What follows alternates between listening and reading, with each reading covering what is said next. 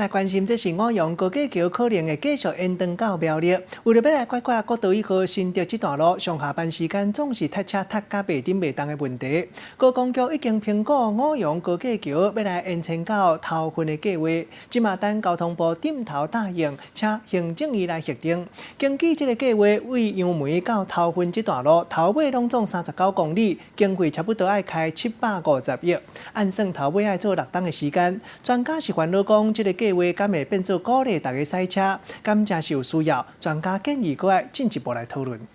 每到尖峰的时间，国道1号新竹路段总是塞车，若是拄到连假是搁较黑，可能会塞到变停车场。为着要解决这个问题，高公局出招，计划要将五杨高架延伸到苗栗头份。目前研究已经出炉啊，就等交通部汇报予行政院来核定。五杨高架是国道1号五股到杨梅的高架路段。根据计划，杨梅到湖口的路段会将路来变宽，若湖口到新竹采取高架方式，一条车道接到国道3号加东交流道，另外一条会继续来路南，要将新竹甲路南的车流来分开，减少塞车的情形。若过了新竹到头份，就会用平面加快的方式，安尼通过线的车流就袂入去新竹，二股就会当分流30%的车。这个延伸的路段二股全长39公里，总经费差不多750亿，工程期需要6年。新竹的交通呢，主要的瓶颈下匝道的容量不够，也可以改善一些通过性的车流。它延伸到那么长，要花39公里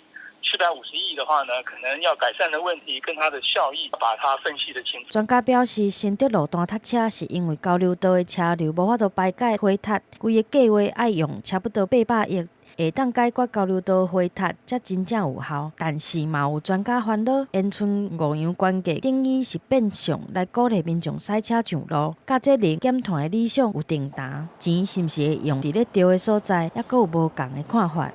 记者综合报道。